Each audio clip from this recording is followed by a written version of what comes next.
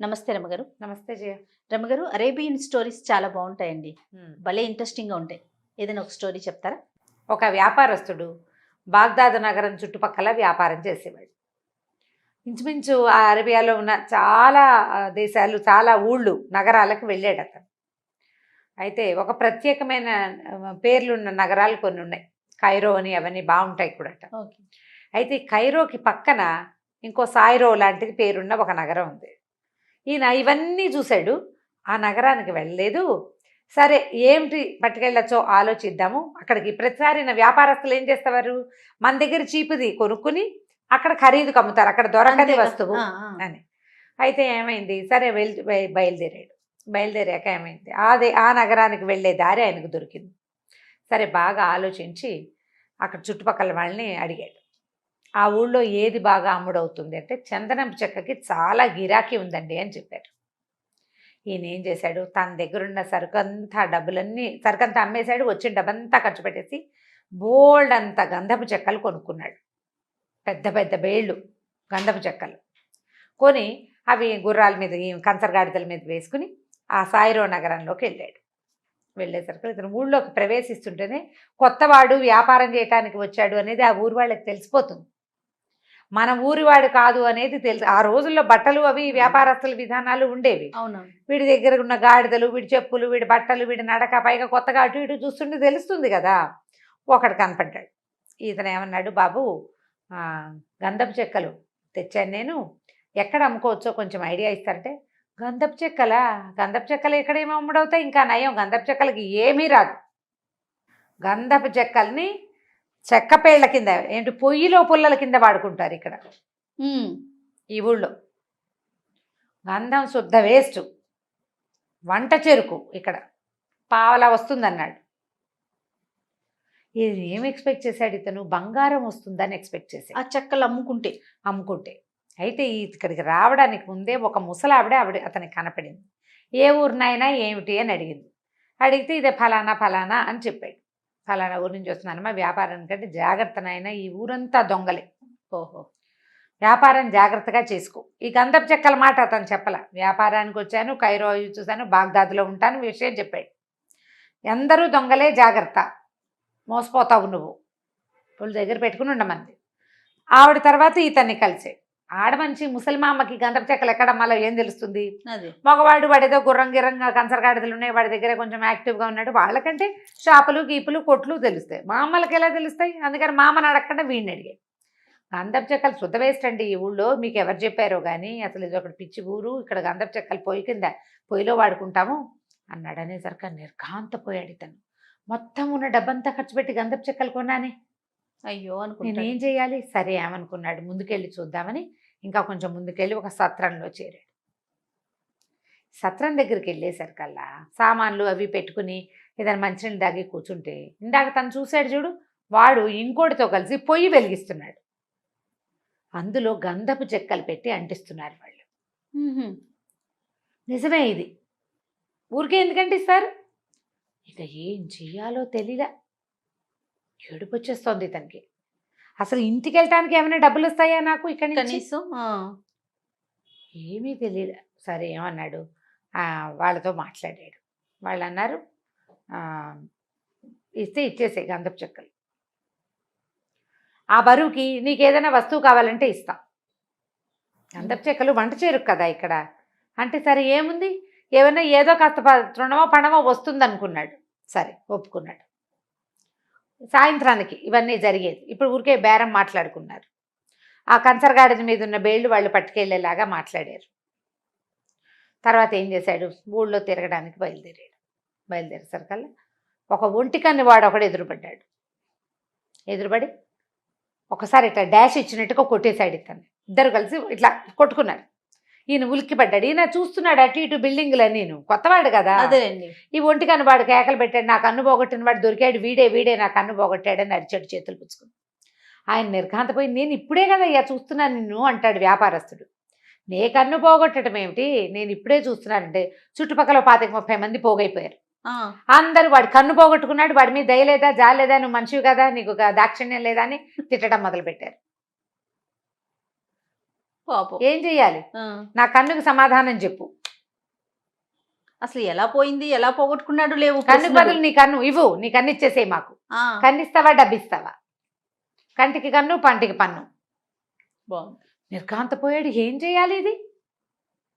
ఏమనాలో తెలీదు. సరే వాళ్ళని వదిలించుకున్నాడు. సాయంకాలం మా దగ్గర మాతకు సమాధానం చెప్తావా, రాజు దగ్గరకు వస్తావా? సరే ఆ రాజు దగ్గరికే వస్తానులేండి అన్నాడు. వీళ్ళని వదిలించుకున్నాడు. నడుస్తూ వెళ్తున్నాడు ఇంకా కొంచెం కొంచెం ముందుకి. ఈ గలాటాలో వీళ్ళందరూ మీద పడి మాట్లాడి చెప్పు దిగిపోయింది ఇతంది, ఈ వ్యాపారస్తుడి. కాస్త ముందుకెళ్ళి చెప్పులు కుట్టేవాడిని ఎవడినో కనిపించేసరికి చెప్పు కుట్టించుకోవడానికి ఇచ్చాడు. ఎండ నడిచి వెళ్ళలేడు చెప్పులు ఉంటే కానీ. అయితే బాబు ఏమిస్తారు అన్నాడు. నేను సంతోష పెడతాను లేవయ్యా అన్నాడు. ఈయన మామూలుగా అలా అంటాం కదా, అవును. నీకు కావాల్సింది ఇస్తానులే బాబు అంటాం ఆటో ఎక్కుతూ కూడా. నీ కష్టం మాకు వద్దులే. మాకు వద్దులే అలా మాట్లాడతాం. నీకు సంతోష పెడతానులే అన్నాడు. సంతోష పెట్టాలంటే 100 ఇచ్చినా వాడు సంతోషపడ్డు. ఆ, పావలా ఇవ్వాల్సిన చోట 10 రూపాయలు కొట్టేయడానికి అనమాట. అంతే. నేను సంతోషపడలా అంటాడు. అవును. నువ్వు సంతోష పెడతానని మాట ఇచ్చావు కదా. ఈ గోల్లో ఏమైంది? చెప్పు కుట్టేవాడు ఉండండి, నేను కత్తి పదును పెట్టుకుంటాను కుట్టిస్తానన్నాడు. ఈయన నిలబడి ఆ పక్కకు చూస్తున్నాడు. అక్కడ ఏంటంటే ఒక జూద గృహం ఉంది.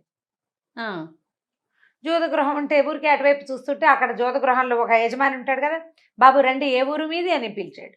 ఏదో కాస్త అక్కడ నీడగా ఉంది కదా అని ఈయన ఈ చెప్పులు కుట్టే అబ్బాయి దగ్గర నుంచి 2 అడుగులు వేసి ఆ జూద గృహం వైపు వెళ్ళాడు. ఒక్క ఆట ఆడండి అని ఇతన్ని టెంప్ట్ చేశాడు. అతను ఊరికే నుంచున్న కాయరాజా కాయ ఆడుతున్నారు. ఈ పేక ముక్కలో లేకపోతే రూపాయి బిళ్ళలో పెట్టి డబ్బా మూత పెడతారు. ఎన్ని ఉన్నాయో చెప్పాలి. అవును. 3 2 కాయరాజా కాయ. ఇతను టెంప్ట్ అయిపోయాడు. ఒక ఆట ఆడండి, ఒక ఆట ఆడాడు. ఏముంది ఇతని దగ్గర ఒక పావలా ఉంది. ఆ, ఎక్కువ లేవు డబ్బులు, చాలా మటుకు ఖర్చు పెట్టాడు, కాస్తుంది. ఆ 2 డబ్బులు ఆడేసరికల్లా మొదటిది ఒకసారి వచ్చింది. అబ్బో మీది భలే హ్యాండ్ అండి, శబాష్ ఆడండి అనేసరికల్లా చివరికి ఈయన 100 రూపాయలు బాకీ పెట్టాడు. ఆటల్లో దిగిపోతే అంతే కదా, వ్యసన పరత్వం అది వదిలిపెట్టదు. అవును. అక్కడి నుంచి ఆయన ఏమన్నాడు, నా డబ్బులు నాకు ఇస్తావా, సముద్రంలో నీళ్ళన్నీ తాగుతావా? అదేం లెక్క నువ్వు నా అమ్మగారు? డబ్బులైనా ఇవ్వాలి అంటే ఇప్పుడు ఏంటి 100 ఇవ్వాలి, నా దగ్గర లేవంటాడు ఇతను. సముద్రంలో నీళ్ళన్నీ తాగు. సాధ్యమా? సాధ్యం కాదు. అందుకే అలా అంటారేమో. సాధ్యం కాదు కాబట్టే ఆ, సముద్రంలో నీళ్ళన్నీ తాగుతానంటే వదిలేస్తా. వదిలిపెడతా, లేకపోతే నా 100 నాకు ఇచ్చి కదులు. ఏం చేయాలి, ఏ సత్రంలో ఉన్నావని కనుక్కున్నారు. ఫలానా సత్రంలో ఉన్నానన్నాడు. కాళ్ళు ఈడ్చుకుంటూ బయలుదేరాడు. ఈ డబ్బులు ఇవ్వద్దు, తన దగ్గర అయితే ఏం లేవు, సత్రంలో ఏదో కొంచెం సరుకు ఉంది. నడిచొస్తుంటే ఆ ముసలి మామ కనపడింది. ఏ నాయనా దిగాలుగా ఉన్నావు, వ్యాపారం అవ్వలేదా అంది. ఏం వ్యాపారం అవ్వా, వ్యాపారం కుదేలయింది, లాభం గువ్వల్లోకి తీసింది, 4 చోట్ల ఇలా 4 రకాలు వచ్చినాయి అనేసరికి ఆవిడ లబలబలాడి, ఓరు నాయనా నువ్వు గంధం తెచ్చావని నాకు చెప్పలేదు నువ్వు పొద్దున, గంధం బంగారం కంటే ఎక్కువ రేటు రా, ఇక్కడ బంగారానికి మించిన రేటు, ఆ, నువ్వు తెచ్చిన గంధపు చెక్కలకి నువ్వు మోయలేనంత బంగారాన్ని పట్టుకెళ్తావు ఇక్కడి నుంచి, నువ్వు అలా మోసపోయావు. ఓ పని చెయ్యి, వీళ్ళందరూ మోసగాళ్లే, వీళ్ళు ఒకళ్ళతో ఒకళ్ళు ముడిపడి ఉంటారు. ఆ, ఇప్పుడు వాడు పొయ్యిలో మంట పెట్టాడు, ఆ సత్రం వాడు లాలూచి, పక్కన ఇంకొక మనిషి కూడా ఉన్నాడు. సత్రం వాళ్ళు ఊరుకున్నారు వాడు పొయ్యిలో మంట పెడుతుంటే, ఎందుకంటే వాళ్ళిద్దరూ లాలూచి పడి ఉన్నారు కాబట్టి. అక్కడి నుంచి గుడ్డివాడు, వాడి దగ్గరికి వచ్చిన 25 మంది లాలూచి, చెప్పులు కుట్టేవాడు, జూదగృహం వాడు లాలూచి. అంతే, తన దగ్గరకు వచ్చిన ప్రతి వాడిని జూదగృహంలోకి డైరెక్ట్ చేస్తాడు వాడు. అక్కడ నిలబెడతాడు, తనకి తను లాగేస్తాడు, వాళ్ళ దగ్గర లాగిచ్చేలాగా చేస్తాడు. నువ్వు ఒక పని చెయ్యి, సాయంకాలము ఊరు బయటికి వెళ్ళు, ఊరు బయట ఒక ముసలివాడు ఒకడు ఉంటాడు. ఈ మోసగాళ్ళందరికీ వాడే గురువు, మోసగాళ్ళకి గురువు. ఆ వాడు వీళ్ళందరూ వెళ్ళి వాడి దగ్గర మాట్లాడతారు. అక్కడికి వెళ్ళి వింటే నీ సమస్యలకు సమాధానం దొరుకుతుందని చెప్పి. సరే వీడు ఏం చేశాడు, ఈ వ్యాపారస్తుడు ఊరు బయటికి నడవటం మొదలుపెట్టాడు. ఏదో ఒక రొట్టె ముక్క తిని బయలుదేరితే వెళ్ళేసరికల్లా ఊరు దాటేశాక ఒక చిన్న కొండలు మిట్టలు లాంటివి, ఒక చిన్న అడవి లాంటిది వచ్చింది. ఒక ముసలాయన కాళ్ళు దాపుకుని ఫకీర్ లాంటి ఆయన కుక్క పిలుస్తూ కనపడ్డాడు. ఈయనే అయ్యి ఉంటాడని ఓ పక్కన దాక్కుని కూర్చున్నాడు. ఇతని దగ్గరికి వెళ్ళాల, బాగా చీకటి పడేసరికి రకరకాల జనాలు ఇక్కడ ఇతని దగ్గరికి రావడం మొదలుపెట్టారు. కొంతమంది డబ్బులు తెచ్చిస్తున్నారు, కొంతమంది వస్తువులు తెచ్చిస్తున్నారు, కొంతమంది మాట్లాడుతున్నారు. ఇతను చూస్తూ ఉండగానే ఇతను ఏ నలుగురి చేతిలో మోసపోయాడో వాళ్ళందరూ వచ్చారు. ఎవరెవరు ఏమేం మోసాలు చేశారో లిస్టు చెప్తున్నారు. ఈ ఎత్తుకెత్తు బరువు నీకు కావాల్సింది ఇస్తానన్నాడు కదా మొదట గంధానికి, గంధపు చెక్కలకి నీకు అవునవును. కావాల్సిన వస్తువు ఏదైనా ఎత్తుకెత్తు ఇస్తానన్నాడు. ఎత్తుకెత్తు ఇస్తానన్నాడు, దొరికాడు వాడు మనకి అని చెప్పాడు. చెప్పేసరికల్లా ఈయన అన్నాడు, వ్యాపారస్తుడికే లాభం అన్నాడు గురువు. అదేలా గురూజీ అంటే, అవును ఎత్తుకెత్తు నా చందనపు చెక్కలకి ఎత్తుకెత్తు ఈగలు ఇమ్మన్నాడు అనుకో, సగం ఆడవి సగం మగవి కావాలన్నాడు అనుకో, నువ్వేం చేస్తావు? ఓహో!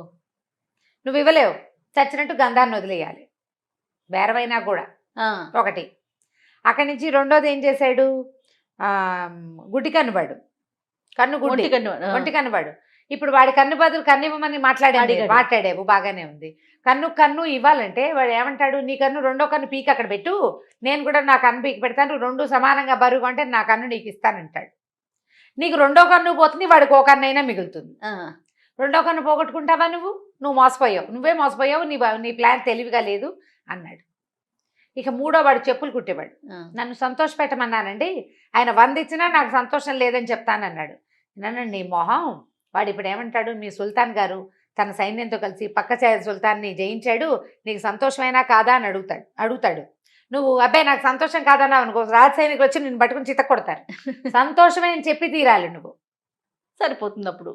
ఇక నువ్వే మోసపోయావు, వాడిని నువ్వు మోసం చేయలేవు, వాడు తెలివిగా ఉంటే నువ్వు దొరికిపోతావు. ఇక జూద గృహంలో వాడు, నేను ఇంకా బాగా చేశానండి, వీళ్ళలాగా తెలివి తక్కువలో చేయలేదు, 100 రూపాయలు బేరం పడ్డాడు, బాకీ పడ్డాడు. 100 బాకీ తీర్చాలా, తీరుస్తావా, సముద్రపు నీళ్ళన్నీ తాగుతావా అంటే, ఒరే నీ తెలివి తెల్లారా, సముద్రపు నీళ్ళు తెచ్చి దోసిట్లు పోయి తాగుతానంటాడు, పోస్తావా అప్పుడేం నువ్వు? చేస్తావు? బాగుంది. అనగానే అందరు బిక్కమొహాలు వేసుకుని వాళ్ళు నలుగురు దిగాలుగా వెళ్ళిపోయారు. మర్నాడు పొద్దున్న పంచాయతీకి వచ్చారు. ఈ లైన్ ప్రకారం ఈయన ఒక్కొక్కళ్ళ దగ్గర పట్టాడు. ఈగలు కావాలి నాకు, నువ్వు కావాలంటే గంధపు చెక్కలు ఉంచుకోండి, సగం ఆడవి సగం మగవి. ఎక్కడి నుంచి తెస్తారు ఈగలు? బేరం మొదలు పెట్టుకున్నారు, అయిపోయింది. ఒంటి కన్ను వాడు, బాబు నాకు వదిలే నాయన, నువ్వు నాకు అనుభవగట్టి నువ్వు కాదు, వాడు నీలాగానే ఉన్నాడు కానీ నువ్వు వాడు కాదు, వాడు ఇలాంటి చొక్కాలు వేసుకునేవాడు కాదు అని ఏదో మాటలు చెప్పి తప్పించుకున్నాడు.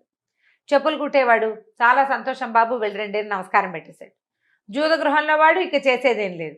అప్పుడు ఇతను ఏం చేశాడంటే, ముసలమ్మ సలహా ప్రకారం ఆ వీధుల్లో కట్టెలు, ఈ చందనపు కట్టెలు చెక్కల్ని కొనే దారులు చూసుకుని అక్కడికి వెళ్ళి చక్కగా తన చందనాన్ని బ్రహ్మాండమైన రేటుకి అమ్ముకొని, మోయలేనంత బంగారాన్ని వేసుకుని కంచరగాడిదల మీద 2 సైనికుల్ని కాపలాకి పెట్టుకుని, అబ్బా!